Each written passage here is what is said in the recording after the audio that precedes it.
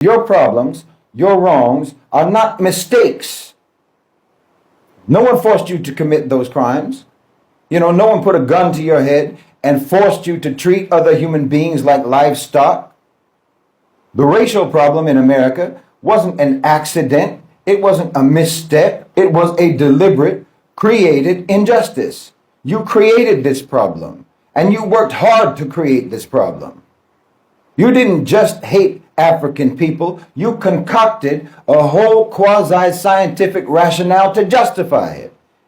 You willfully interpreted your religious text to try to justify it. You built a complex propaganda, indoctrination, brainwashing, miseducation system to try to implant it into the minds of your people, to reinforce the evil. Do you understand? You did this with commitment. You worked diligently, relentlessly, and invested massive energy, time, money, intellect, and effort to enforce, to maintain, and to preserve the injustice you created. No one made you do that. You chose to do that.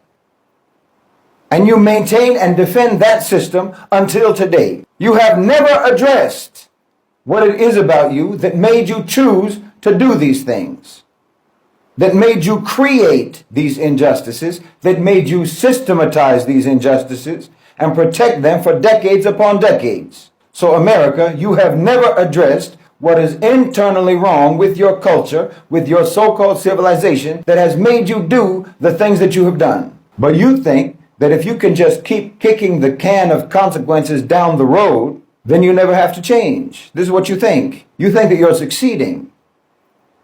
You think that your way is working.